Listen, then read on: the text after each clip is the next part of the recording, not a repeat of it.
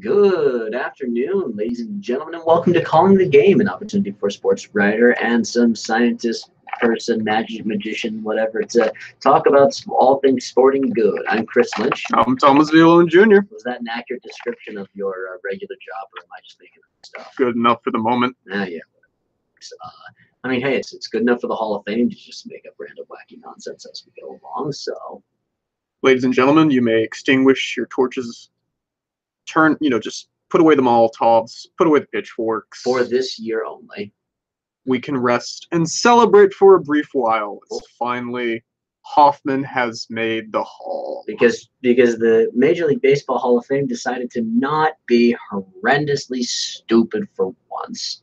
It might only happen this one time, but at least it happened within our lifetime. I will take it for what it's worth. Yeah, well, in terms of players going in, there are 6 players going into the Baseball Hall of Fame.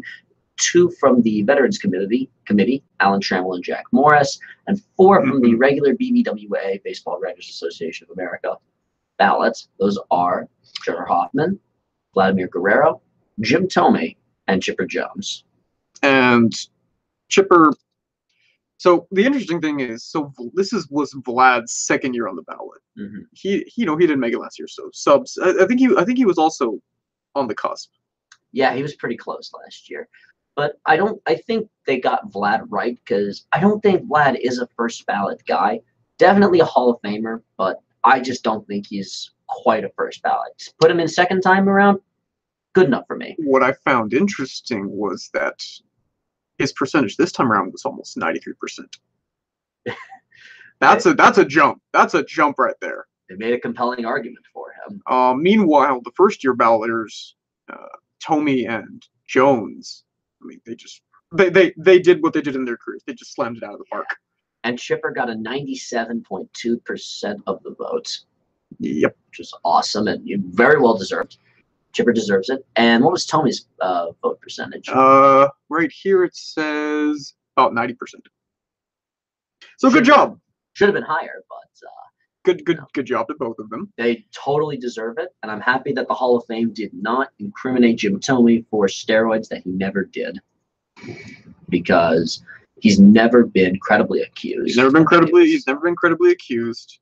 He's never even involved himself in any of the media spectacle involving it. Yeah, he's just been one of the greatest sluggers ever. Yeah. 613 or something like that, home runs. And he was never the best average hitter, but I'll also put Thome on the list of, he's one of the greatest players of all time to never win a World Series. I mean, Thome, Guerrero, and Hoffman, all guys who, Guerrero never made it to the World Series. He didn't join the Angels until... he did with the Rangers. Rangers. Yeah, that's right. So he had the one trip in 2010 with the Rangers. Yes, but he never actually made it. Thome had... He never won. Yeah, he never won. Thome had the 2 trips with Cleveland in the 90s, in 95 and 97. Didn't go with Philly, didn't go with Chicago, because he joined the White Sox in 2006, and they won the World Series in 2005. Hoffman had the 1 trip to the World Series in 1998, and the Yankees were just a better team. They were the Yankees. And Chipper won 1 World Series with the Atlanta Braves in 1995. They actually beat Thome in that 1 World Series. But for their individual efforts and their performances, all these guys they're all worth it. Now, the guys who didn't get it this year. So you'll be interested to see the list of names that's right. It's interesting because there's a couple of names right under, and then there's a group that I find very interesting. Let's start with the guys who are just underneath. Edgar Martinez, who many people say is the best designated hitter ever, who isn't David Ortiz. Yep. If he had 20 more votes, he'd be in the Hall of Fame. That's his 9th year. He's got 1 more. Yeah. I think they'll put him in next year.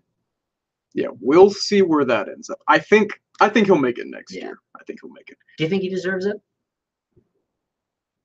A DH who hit 350 something home runs. Yeah. 300 plus batter for his career. I would say for his influence on the position and the respectability that he had as a result of it. Yeah. I mean, would you put David Ortiz in the Hall of Fame? Yes. I would too. Yes. Even as a biased Red Sox fan. Mike Mussina. No. Again, this is where the grouping starts. Yeah. Mike Mussina. So Messina is 270 career victories. Mm-hmm. He never led the majors in any big statistical category, and he played in the most competitive division in baseball for his whole career in the American League East. Yep. First with Baltimore, and Mhm. constantly ran into the Yankees, and then for a And stretch of then the he late joined 90s, the Yankees. Then he joined the Yankees in 2001 and was one tantalizing game away from winning the World Series. Didn't. Was with them in 03 and was a big part of helping them beat the Red Sox in still one of the greatest playoff series ever, one of the greatest, most painful series for us here in Boston. But he was great, and I never wanted to face Mussina because he was capable of shutting you down completely. See, that's funny. As a Rangers fan, I love facing Mussina. Because you guys had some real success against him. We somehow had the lock on him. Yeah, we never did. Only Manny Ramirez ever had the lock on him. He's in that next group of interesting people. No. After Mussina, it's the next Clemens, two guys, Clemens and Bonds. It's the next three actually. That grouping right there, that grouping of Mussina, Clemens, and Schilling have somehow found themselves either accused of or involved in steroid trials. So yeah, Schilling has never actually been directly accused, but he's been involved in the spectacle of it. And I think that's largely because he's just a talker and is willing to throw his opinion around on everything. He's still also thinking of running for Senate in the Commonwealth of Massachusetts. Have fun with that one. Yeah, he's not going to win. But Schilling is the guy I think least connected to it by any bit of accusations. He's just connected by it by just being in the spectacle. Well, that's the thing. Guilty by association. Guilty by association, yeah. Though I don't think that's really the reason why he's not quite in the Hall. Because on his regular season stats, he's a 216 game winner over 20 seasons with a 290 or not a very low ERA. Mm-hmm. His resume shines when you consider his postseason numbers. Yeah. He's 11-2 with like a 1-something ERA in the postseason. Schilling was one of the great big game pitchers ever. Co-MVP of the 01 World Series with the Diamondbacks and 2 World Series championships with the Red Sox. And that 04 title, I don't think you can write the story of baseball without it. You can't write it without it. So I might be biased because I'm a Red Sox fan, but I would put Schilling in the Hall of Fame. I think he, on his play and his postseason performance, absolutely deserves it. Now, Bonds and Clemens, these are the only 2 steroids guys that I'm really willing to give a different consideration for. These are the only 2 guys. It's their 6th year on the ballot. Yeah, we're starting to get a little bit later on. And here's why these are the only 2 guys. Because if I take a look at Roger Clemens' numbers before the credible accusations came through, which is that he only really started using steroids when he got to Toronto. So if I only look at his years when he was with the Red Sox, are his Red Sox numbers by themselves Hall of Fame worthy? And I say without any hesitation, yes. And if I take a look at Barry Bonds' numbers before 1998, when the accusations came through, or 1998 and before, I also think first ballot Hall of Fame worthy. See, but I know you can't fully separate them. You can't separate that. Like, it's just the nature of the beast. You can't do it. I mean, if we go further down the list, Sosa's on there. Sosa's on there. There was another name. Manny Ramirez is also on there. Yeah. Manny's those 2 guys, I love Manny growing up, but I'm not convinced that they would have accomplished what they did without the steroids. At least Clemens and Bonds both proved themselves to be great without the steroids beforehand. They needlessly went after something, and I don't want to take away or erase years of some of the greatest baseball we've ever seen for late mistakes in their lives. It's not late mistakes in their lives. They started fairly early in their careers. At least.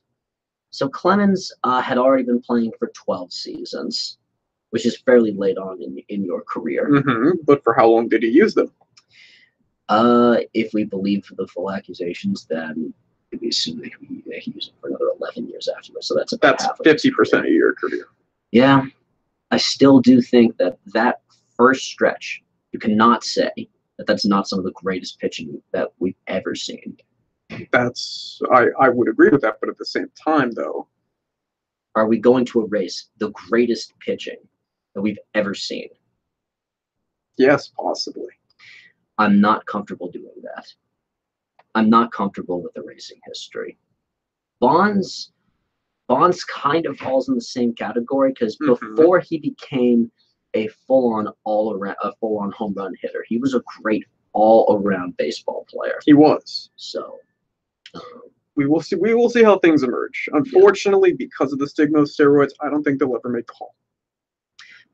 They'll get close.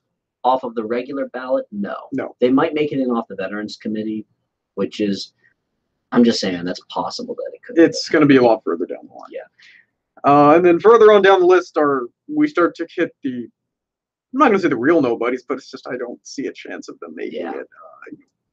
Kerry Wood, Johan Santana, Olivian Hernandez, Hideki Matsui, Johnny Damon, Carlos Lee. Yep, Carlos Lee. Who got 1 vote. And then we got the full bullet eyes. Hudson, Huff, Isringhausen, Lidge, Kevin Millwood. I never even thought I'd see Kevin Millwood on the ballot, to be perfectly honest with you. This is the category of, they were good ball players, and they deserve at least a nomination and to be respected as a good ball player. They're not sniffing the Hall of Fame. No, they're not. I mean, good on them. They're very good players in their own right, but, there's a difference between being a good player and being a great player. I'm just shocked to see Billy Wagner get so little of the vote. Late in his career, he wasn't as consistent. But how dominant was he for about 3/4 of that? Again, for a good stretch of it. The second you saw Billy Wagner come out, you're done. You're absolutely 103 mile an hour fastball. Are you kidding me? God, that dude. I mean, I'll admit bias. He's a Brewster Whitecap. Yeah, he was one of the earliest Brewster Whitecaps. So I love him for that reason on its own. He played his last year with the Red Sox in their 2009 or 2010. And, his fastball was frightening. Yeah, dude was for real. So it's just disappointing to see that closers, even with Hoffman getting in, are still getting the short end of the stick. It's really hard as a closer to get in. Unless you're Mariano Rivera. Then it's no questions asked. When is he up for ballot? I think next year. They had to get Hoffman in this year. If he doesn't get more than 95% of the vote, something's wrong. I'm just gonna resume your torches and pitchforks, folks. We're here to speak up for those whom no one even remembers. I mean, well, okay, granted, Riviera is a notable exception, but do you remember Eric Gagne? I remember Eric Gagne. He was on the Red Sox. He was hot garbage with us. Yeah, before then he was an ace closer. Steroids. Probably. No, actually he was listed in the Mitchell report as being a steroids user, and I think he got off of them right as he got traded to the Red Sox, and well, he was terrible. So here are a list of notable people who will be eligible for the Hall of Fame next year: Mariano Rivera, Todd Helton. Andy Pettit. Not sure, honestly, about that one. We'll look at him later. Roy Oswald. No. Good, but not Hall of Fame. Yeah. Lance Berkman. Jason Bay. Oh God, Kevin Youkilis. Derek Lowe. Miguel Tejada. And the saddest listing here of all, Roy Halladay. Doc. Oh, Doc. Oh, that stings. Well, the second he's eligible, I think Doc will get into the Hall. Yeah, he's gonna get in, but yeah, I wish it were under better circumstances. We all do. God rest the soul of the great Doc Halladay. And I don't think I could say enough good things about the great Doc Halladay. Do you remember facing him when he was with Toronto? Among other things, yes. He was in the Red Sox division, and every single time we played the Blue Jays, I'm just like, please don't let us face Roy Halladay. Please don't let us face Roy Halladay. Please just don't let us face, because we were losing the second that we had to face Doc Halladay. Mm-hmm. So I think those two they're the headliners to get in next year. I think those two and Edgar will be the first two to get in. Also, on Vlad, he has determined what team he's going to wear on his cap into the Hall of Fame. Expos. No, he's wearing the Angels in. He played his best seasons fair. in Anaheim. That's fair. He won the MVP in the American League in 2004, and oh god, that dude was scary. The best junk ball hitter there ever was. By a lot. I don't think it's that close. I still love seeing the clips on YouTube, him just golfing up a hit. Oh god, he was scary to face. I really wish he would have gotten a better shot with the Angels to go and play in the World Series, but didn't end up happening for him. And that's the end of our baseball talk for a very long time, because we have got plenty of other exciting action going on in the association. Do we do the NFL first? Do you actually want to talk? It's pretty quick. Do you actually want to talk about the Pro Bowl? Not the Pro Bowl. Good. Super Bowl. Right. Okay, look. Care about. Look, if there is an All-Star game, unless it's actually competitive, we don't care. Let's be very frank about that. Yeah. The NBA All-Star game is a joke. Yep. The Pro Bowl game, I respect the players in there, but we don't care. I'll call it at that. Yeah. The baseball All-Star game is kind of cool. I actually like that's the at least All-Star competitive game, because the pitchers are in for one inning a pop. Yeah. And the hitters are just swinging for the fences. And the skills competition at the National Hockey League All-Star Game is a lot of fun. Yes, the skills competition at least shows you this guy can do this. Oh, yeah. I mean, you get to see Zdeno Chara fire a slap shot at 110 miles an hour of vulcanized rubber.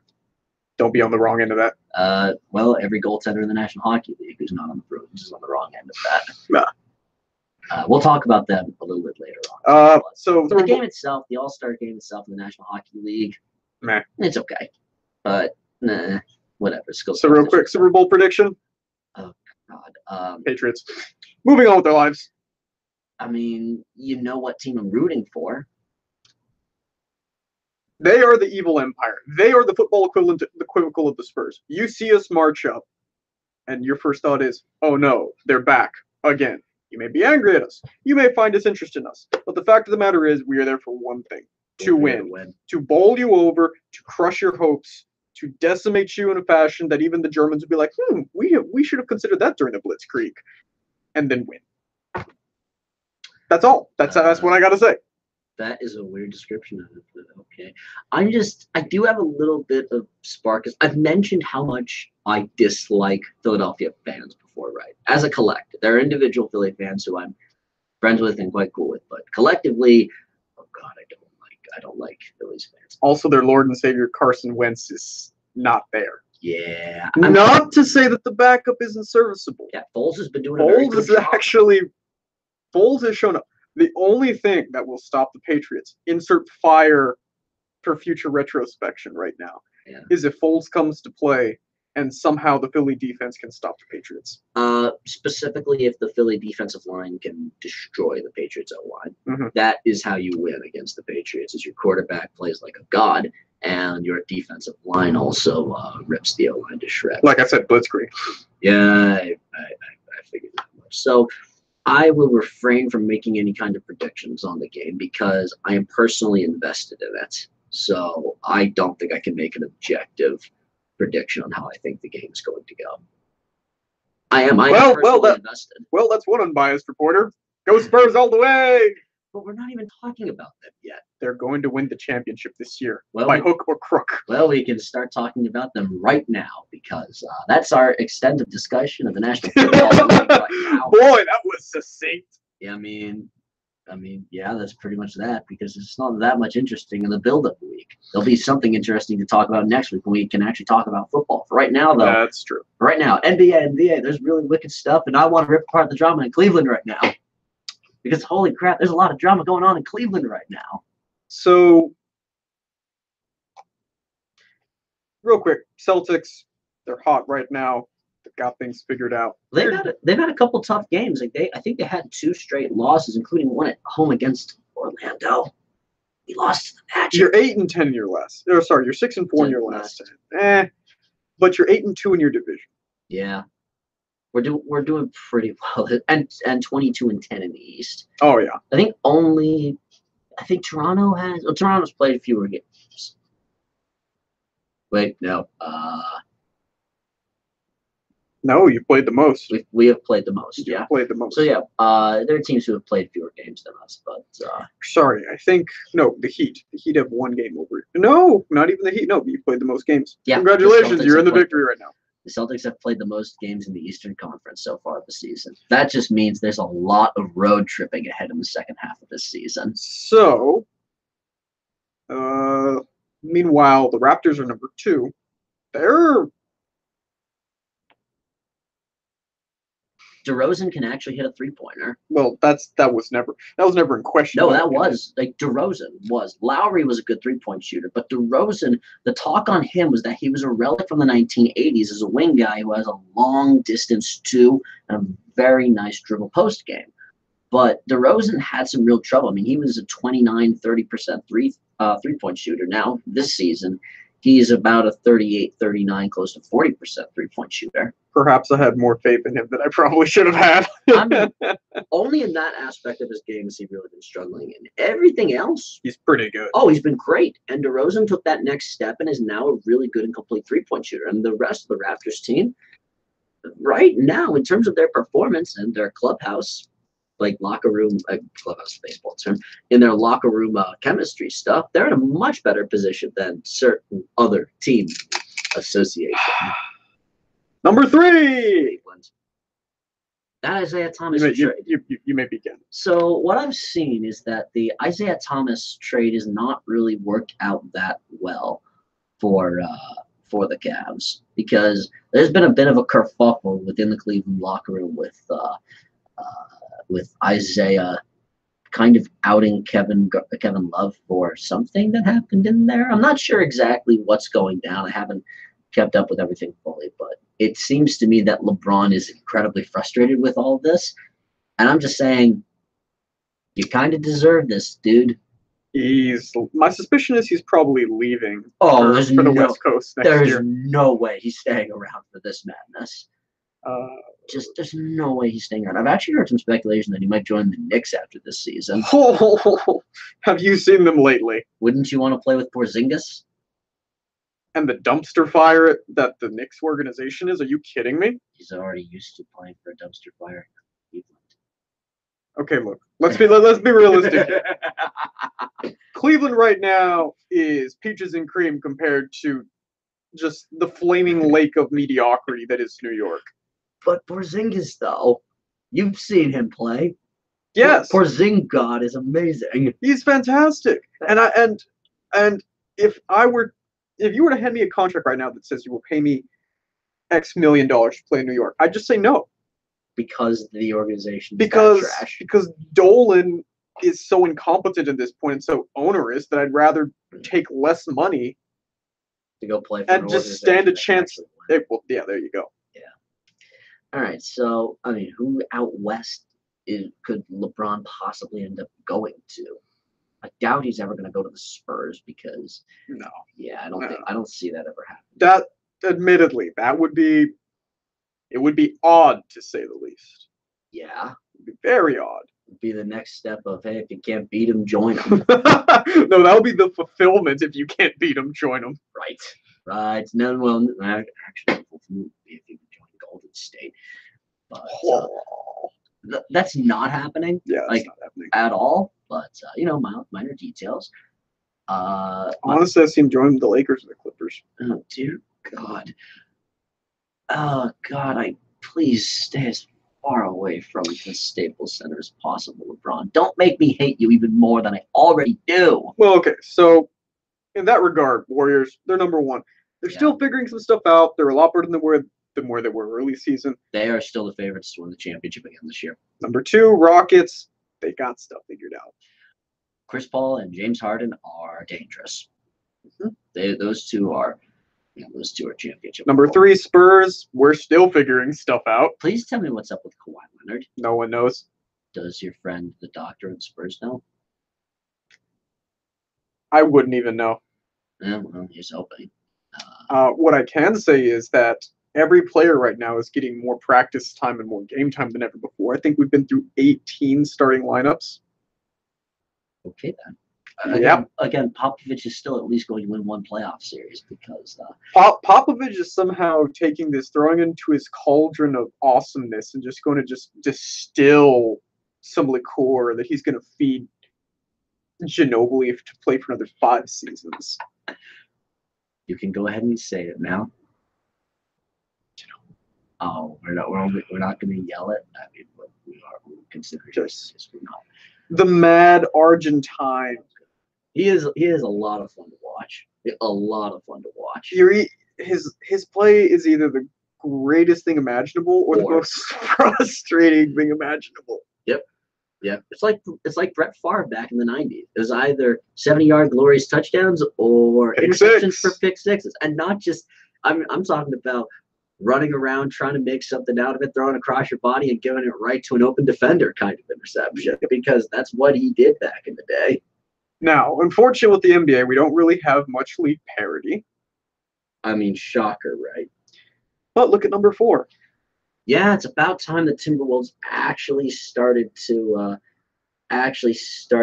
get going. So they got Butler, they got Karl Anthony Towns. Yeah. Wiggins hasn't taken the step that you would like him to do. No, he's only okay, and I think I'm being generous in that description. He has not lived up to the hype that came with him. Yeah.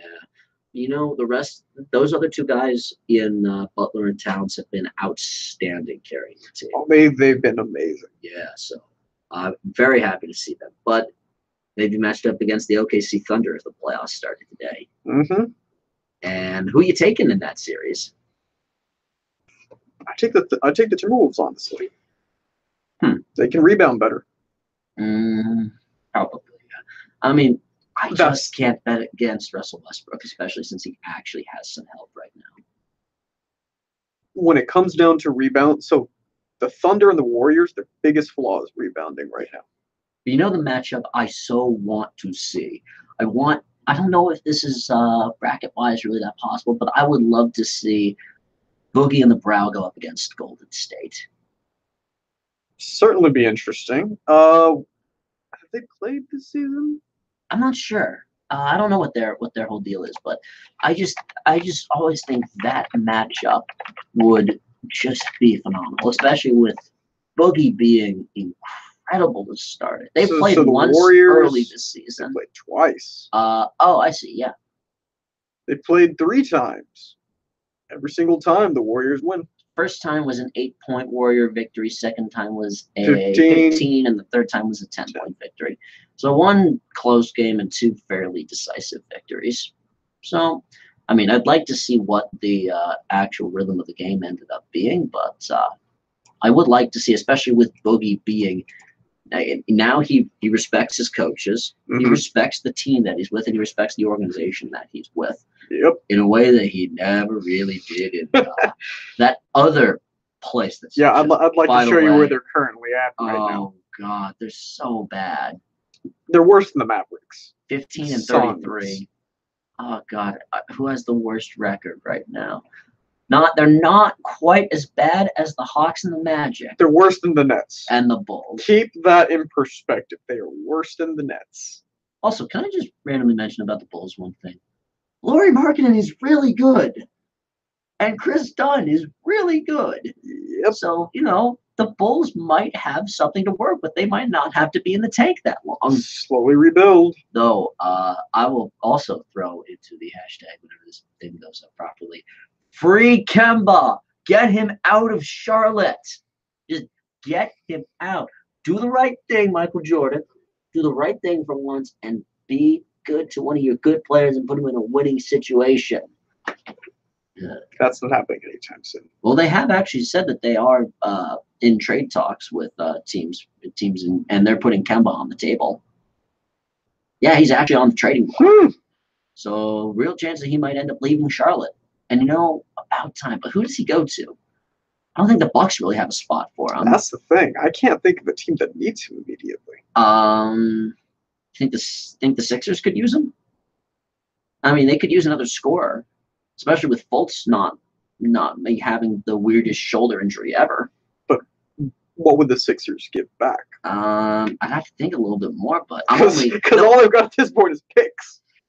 Well, I mean, I'm sure Charlotte. Trust the process. I'm sure Charlotte would take some of those picks, but I don't know. Is there anyone out west he could go to? Because I don't think the Rockets have any more space or firepower. Maybe the Wolves could use a scorer off the bench. I mean, but they'd have to trade something valuable. Oh yeah, I mean, they're in discussions for. Put him on the Pelicans. Okay, a lineup involving Kemba Walker, Boogie Cousins, and Anthony Davis. Tell me you wouldn't watch that. I would totally watch that. Am I crazy? Yeah. you would watch that. Yeah, you would watch that team play. I mean, I doubt that anything like that will ever happen, but it's fun to think about that kind of thing happening. Mm-hmm. Or he's not going out to Portland. Though they got Damian Lillard anyway. And CJ. And they already have that position locked down. Could go to the Clippers. The money's right, yep. The money's right in the future power plays are. Yeah. I mean, Clippers are gonna tank. It's the right way to do it. I mean, or the Lakers could try and load up on actual shooters, but I mean, how is the Lonzo Ball experiment going? LeVar needs to be quiet. As you can tell, I have my own opinion of the man. I'm guessing it's not exactly a positive one. You can explain it, just don't get fired. I'll just describe it as such. Hot air rises. Yeah, that's about accurate. That's all it ever does. Yeah. It just rises. That's it. It's not functional. Mm-hmm.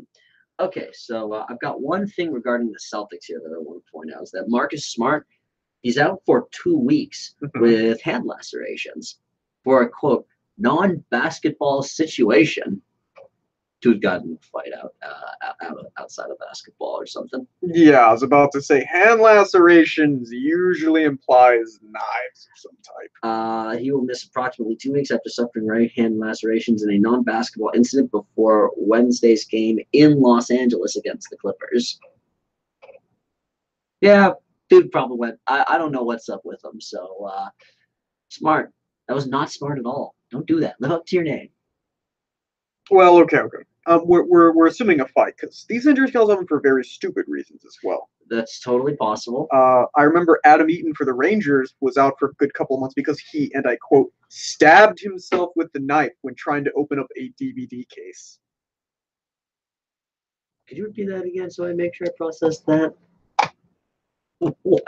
He actually, so you know those plastic covers? Yeah. Yeah. So here we go. There you go. So those plastic DVD covers, he was trying to take it off with a knife. He stabbed himself in the stomach. And he stabbed himself in the process. Oh my God, that actually happened. Well, that happened while he was with the Padres, not the Rangers. Yeah. So, but holy still, it's just that's really bad.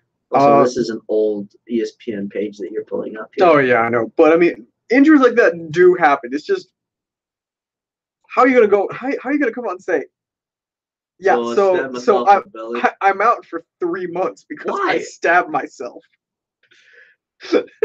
Because your insurers will totally love that.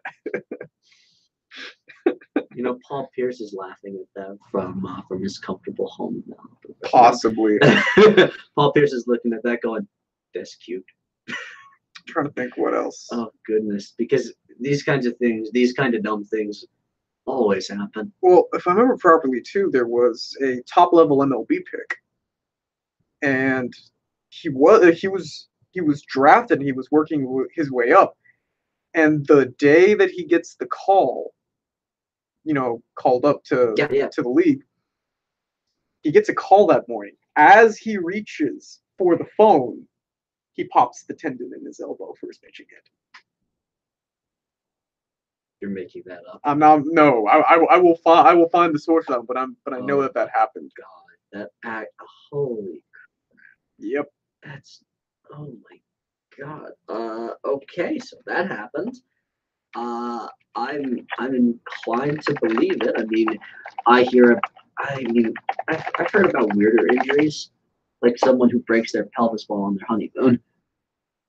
Jeez. Because that actually happened. So okay. How like we don't even want to think about that. Yeah, those are injuries that I've heard of before. Yeah, human beings capable of doing really dumb things. See, I used to be a medic. Yeah. And we used to call breaking the pelvis a book fracture because the context in which I knew it was usually. So when a person breaks their pelvis, this is a very interesting tangent right now for the podcast. Yeah, I never thought we'd get out here, but sorry about that. So when you're in a car crash, an injury that can occur is a pelvis fracture. And it's called a book fracture because the way that it occurs is it usually splits your pelvis right down the center line. So it becomes a book. So you wrap the book up so you keep it from unfurling itself. The more you know. Okay, thank you for filling us in, Mr. Medic. MC, medic? Medic is the right term? Former. Former medic. Mm-hmm. Yeah, would have been nice for you to keep up with it. This is, Martin Perez. Oh, this is in a bull accident. Wait, what? Click on that link because have an incident with bull. Okay, so this was published in December of 2017. Okay, so after an incident with a bull at his ranch in Venezuela. First of all, there's still private property in some places. I was about to say that line stands out by himself. Okay. Needed surgery after he okay, it's on his radial, non-pitching arm. the radial head of his right elbow. So, I mean, still though, that's oh God. So, way to go, bull. You have completely messed him up. I'm sorry that you were seeing. Brewers pitcher Will Smith injures knee while pulling off his shoe. Wait, did I read that right?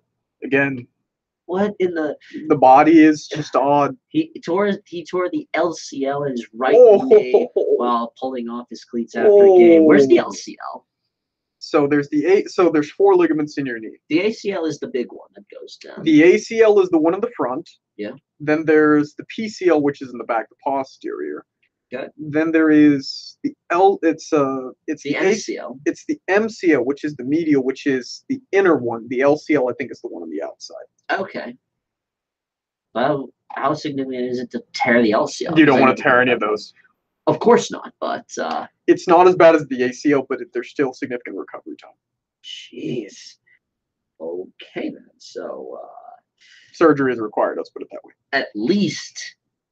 Okay, all right, so weird tangent on weird baseball injuries over. Let's go to a sport in which even if you're injured, you still go out and you play the sport. Okay, so hockey. To continue on our diatribe from last time, the Lightning are still amazing.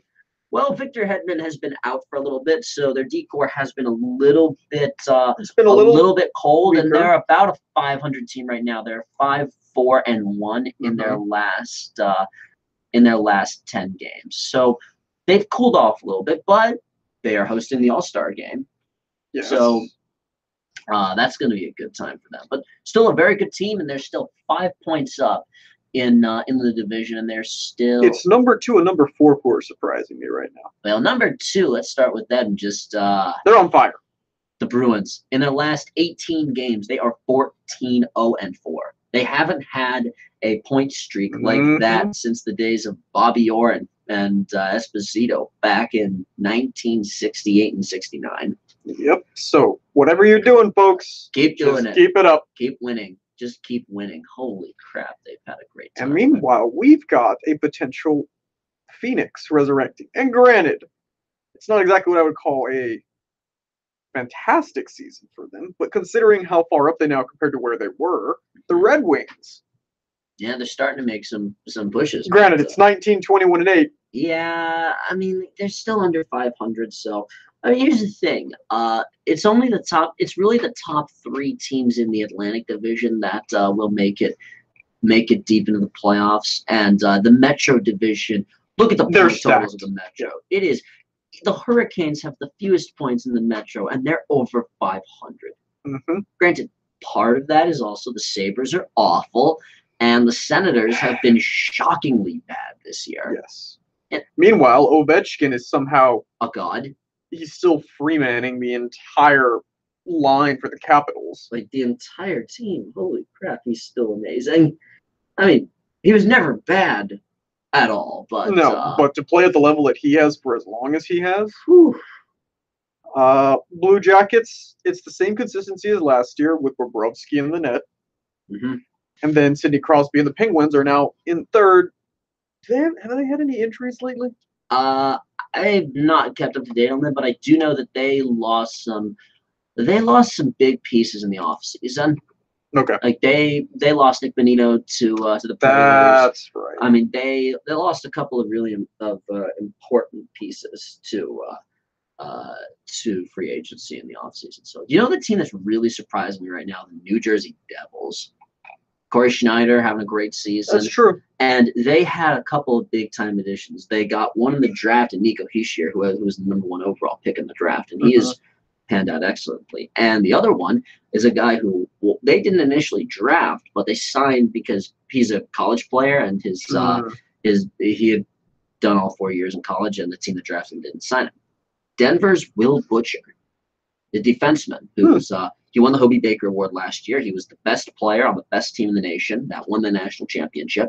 He signed with the Devils in the offseason, and Will Butcher has been great since coming to the Devils. So New Jersey should be incredibly happy that they have a player of that caliber. Mm-hmm. Now, could you beat Philly a few more times? And do so thoroughly. Thoroughly. Though, how's your boy doing out in Montreal, my friend? It's his defense. It's not him. All right. I rest my case. All right, let's switch focus out to the West. And why are we not NHL general managers? Why are we not NHL general managers with the job that Vegas is doing right now? I got nothing. Yeah, we have nothing. Why are they so good this year? They found a way to make a competent core. They have pieces that can fill in the core. And it's as simple as that. And every goaltender that they have has one been injured, and two, when they've been playing, have been gods. They're on their third string goalie right now, if I'm not mistaken. And fourth string at this point. They had an AHL emergency call-up come in and win a game for them. And that's the thing. They have the Midas touch for goalies. It's as simple as that. If you put on a Golden Knights jersey and you happen to be a goalie, your numbers will just immediately spike up. It's like an RPG, just like they're immediately excellent. Okay, so now there's one particular team in the West Central Division, no less, that raises a lot of questions as to what's going on right now. In a good way or a bad way? A very bad way. The Blackhawks. Yeah. What are you guys doing? I'm lost. Well, I mean, they're over 500 for the year. Okay, look, they're in the West. They have to be more competitive, and more particularly in the Central Division, which is a bit stacked. But when you're losing to the Avalanche, well, I mean, like, have you seen what Nathan MacKinnon has been doing this season? I mean, like, what McKinnon is actually a candidate for the Hart Trophy this year. I think that he's got a very good case to win it over Ovechkin this year. For as great as Ovechkin has been playing, the Avalanche were hot garbage. Forget hot garbage. They were basically the laughing stock of the league, just short of the Coyotes. Yeah. Speaking of which, Phoenix.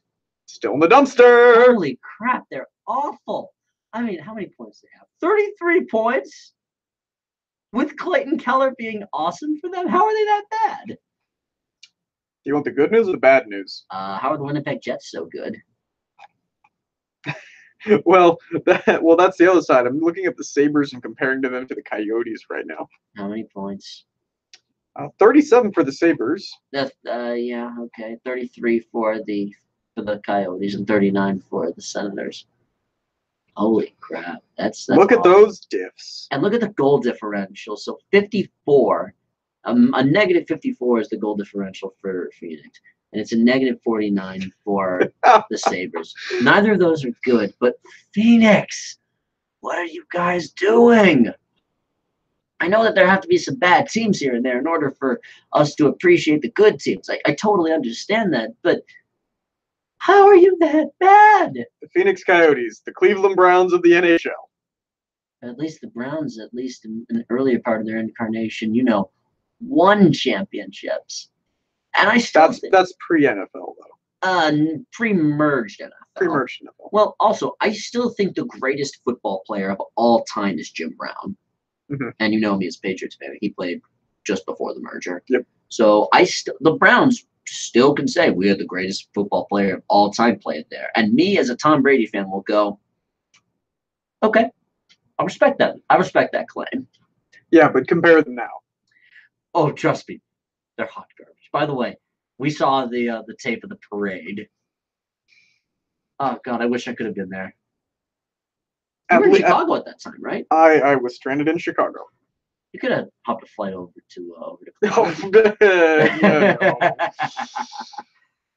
It turns out I didn't even have a jacket, or I didn't have a proper jacket. You're kidding. I got stuck because I was in Mexico. Okay. And you were coming back to Boston. And I was prepared.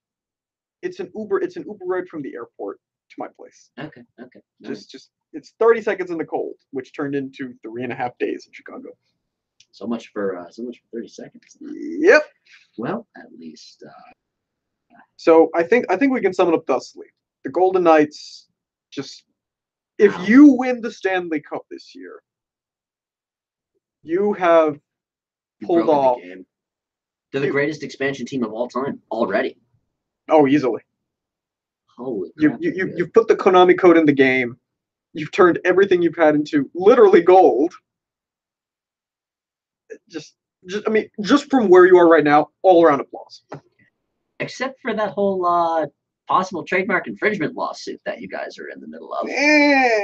Just saying. You do know that they're actually their owner is an Army alum. Like, he is and also was inspired by college hockey out there, which I'm all in favor of this, and.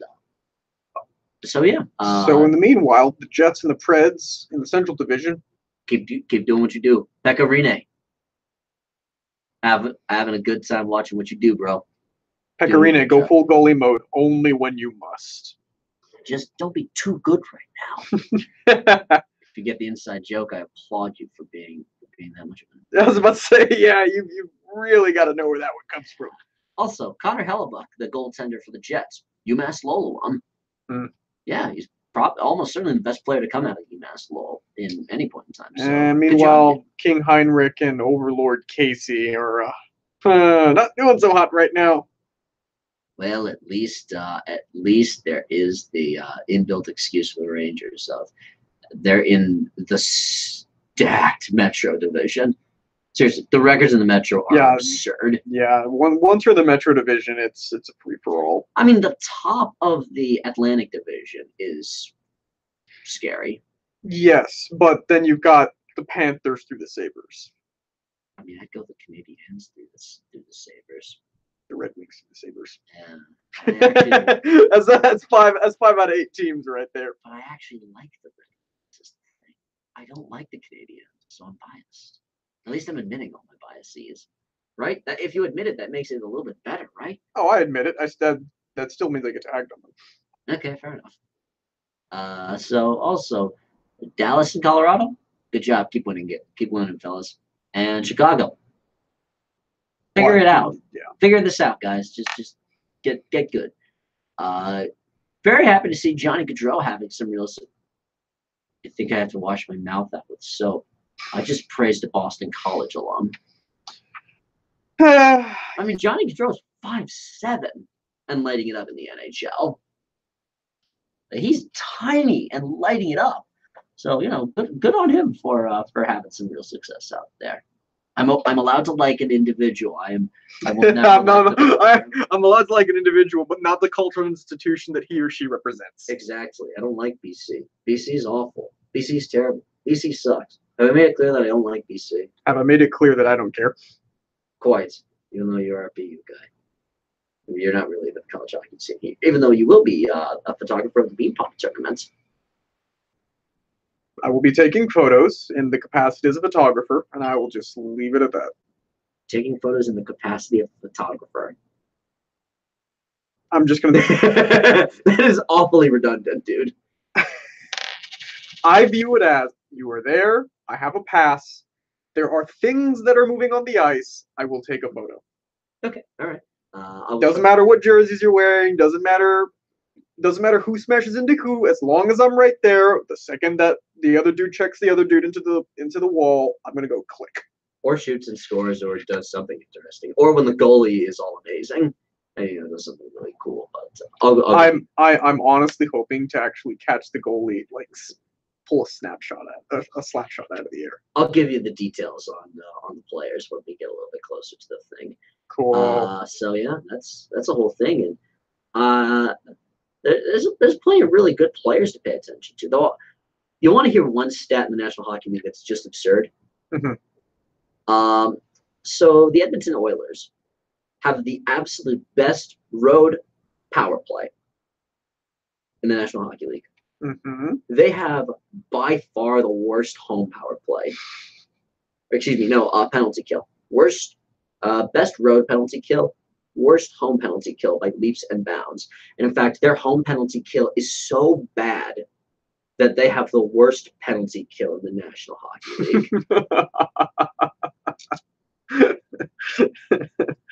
League. 2 words, glass cannon. You did process all of that, right? I believe I did, yes. But why are they so good on the road and so garbage at home? Like, this is never going to happen ever again. I mean, you expected to have an answer for it. Like, it's like, oh yeah, it's an equation I can pull out of the air. Nope. No, not at all. It's part of the fun of hockey. These are people we're dealing with. People and numbers go together like oil and matches. Which is to say, not at all. Well, they do. It's just it doesn't. You don't know what to expect. Could be very entertaining when you see things get together like that. So, yeah. Ain't it fun looking at all this stuff? Ain't it fun? Quick side note from boxing perspective. Mm-hmm. There's going to be 2 super fights this year already. What do we got? We're going to see potentially the first unified heavyweight champion in over a decade. Oh. Anthony Joshua is fighting Joseph Parker from New Zealand. What's Parker got? Parker's got the WBO belt. Okay. Joshua's got the IBF and the WBA belts. Okay. And that fight's going to happen in March. Meanwhile, Luis Ortiz, King Kong Ortiz, is finally going to fight Deontay Wilder, assuming that he doesn't get held up on PED problems again. What are the odds that ends up happening? I don't want to get into that. Okay then. So for perspective, Deontay, he's had 2 fights canceled because the other guys were found abusing peds. 3rd time's the charm. Against a guy who's already failed several ped tests. 3rd time's the charm. Now, whoever wins that one has the WBC belt. So Joshua or Parker is going to have 3 belts: the IBF, the WBA, the WBO. Mm-hmm. And then the WBC belt winner is going to fight the winner of that one. Okay. Like that's already set aside that that's going to end up happening? Pretty much. Okay. Pretty much. And which means that at the end of this year, assuming that they can sit down and have good contract negotiations. Which is always the holdup. For boxing, yeah. There's going to be 1 champion. Ooh. 1 heavyweight champion. Should we be excited about this? I am. Okay. Then I'll be excited. Too. I mean, well, okay, so the other thing is that right now, boxing is bigger in Britain than it is in the U.S. I mean, yeah. Like, yeah, it's bigger than a lot of places in the States. Is it? Because there's a hardcore boxing community here in the States. Yes, however, we've centered around the middleweights recently. There haven't been good American heavyweights for a while. The thing is, Deontay is scary. Okay. Like, 1-punch power scary. Mm-hmm. me show you a video. All right. This is going to be So, something. he had to fight Bermain Stiverne. Oh, you've showed me this fight. You didn't see the knockout. Oh, really? That knockout this is cold-blooded killing. Okay, we'll be playing the audio for you guys as well. No, not even the audio, you'll just see the visual. Okay. All right, so Wilder's in the gold. Yep, Wilder's in the gold, and knocked him right down into the corner. Okay, so he's up, he's moving. So we're only round one. Got about 17 seconds left. Get him laced up once more. Ref's talking to him. And this is going to end shortly. Okay, so there's oh my goodness. That's knocked out Cole before he even hit the mat. Holy cow. He's only, oh man, he's down. Yep. He is down for the count. So there's going to be two fighters. So here's the thing. The thing about Wilder is that he has not fought someone truly top tier. Mm-hmm. Joshua is considered top tier. In his whole career or just recently? In his career. Oh. Because the guys who he was supposed to fight who were top tier. Drugs. All the drugs. How many of them? All of them. So Luis Ortiz is known as King Kong Ortiz because he is a mammoth of a man. Of course he is. I'd be disappointed if there were any other reason. He is 300 pounds. Oh my god. He has a left hook that will actually rip your face off. Marvelous. Has he actually done that and destroyed someone's face? Oh yes. Oh yes. Why do people get into this sport? I mean, to take part in it. I'm cool with watching people beat each other up, but oh my god. And okay. Yeah. So King Kong. So yeah, King Kong Ortiz. So those two are gonna fight. And then Anthony Joshua, the English guy, who is considered the best boxer in the world right now. Personally, I think Deontay, he's not as technically sound, but it's his unorthodox. He's like Roy Jones. He moves around funky, he throws funky, but his right fist, I do not want to be on the wrong end of that. I've seen him touch guys and finish them on the floor. Okay. There was a fight against a Polish guy named Artur Spliska. He throws a right hook. And even in slow motion, you see the right hook, and it just touches Artur right here.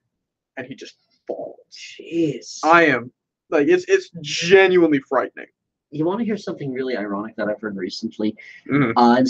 In some parts of Florida, which are big football places, with all the discussions of big concussion problems, boxing has suddenly become a lot more popular. Well, you gotta be careful with that one. Well, no, I've heard it explain that. Yeah, I heard a lot of issues with football, but I let him box. This is really stupid.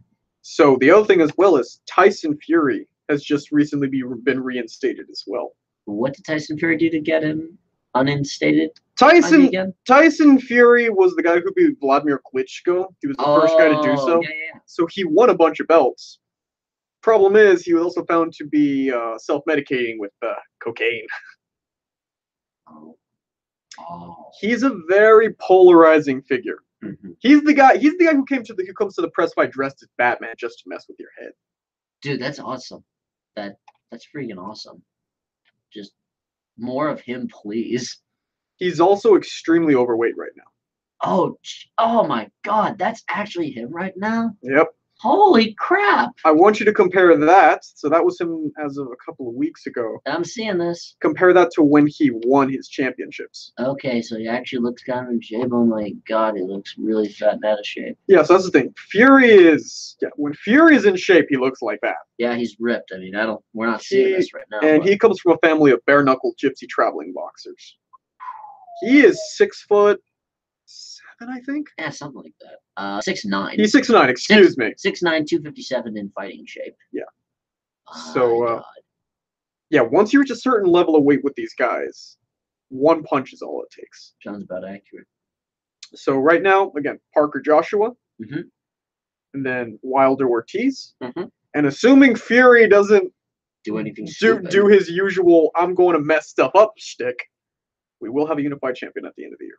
I mean, it is possible that he will completely mess up stuff. Oh, it's entirely possible. Do you know how old this guy is? 30-something. He's 29. That dude's 29 years old. Dude's 29 years old. Dude looks like he's 38 or something. Joshua, he's 28.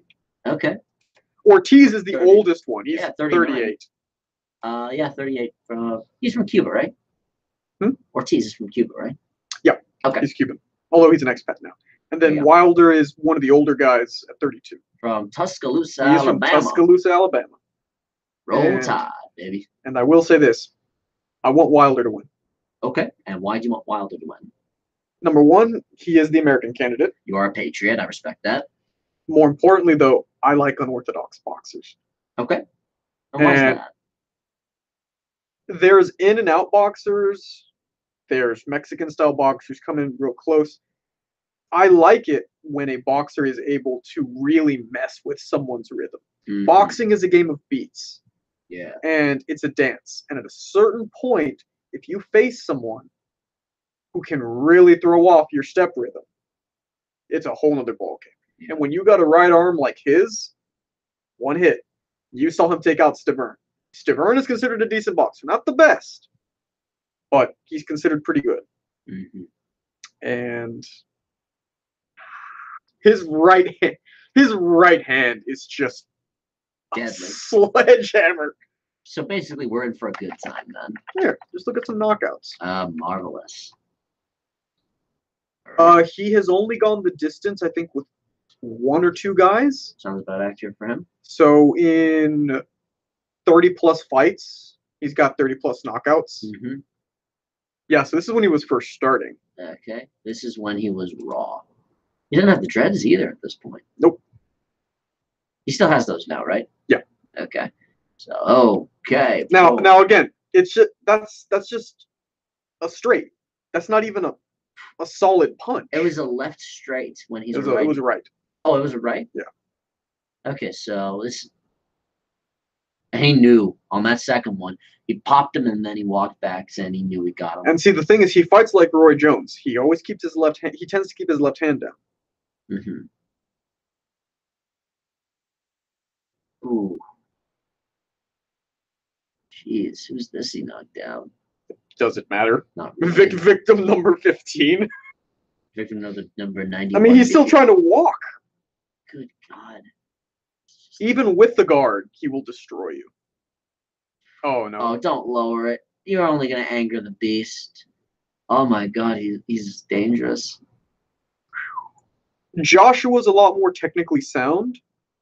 There are accusations that Joshua has a glass chin. Really? Because he's never fought anyone who's really socked him hard into a Vladimir Klitschko. Mm-hmm. And Joshua got knocked down by Klitschko. Ah. He not out, but down. Oh, yeah. Okay. Yeah, oh, man. Well, that's him knocking his hands down. Oh, my goodness. Oh. Yeah, okay. Okay, so that's the one thing. Once you see him going full beast mode on him, you're done. It means that he knows you're hurt. Yeah. If you can survive this, you have earned that victory. But once he goes full beast mode swinging for the fences like that, oh, you're done. I don't think anyone has survived that before. Yeah. Wow. Okay. So you're watching me tape of it. Oh man. So I think we can end it here because we've got some footage to watch. But go look up Deontay Wilder, folks. Oh, he's a beast. He's brash. He's loud. There's a sensible side to him. Think of him like a modern day Muhammad Ali. Maybe not in terms of the social justice and causes that were brought up, but in terms of how he talks. There's a loudness to him that is very evocative of the 70s heavyweight boxers.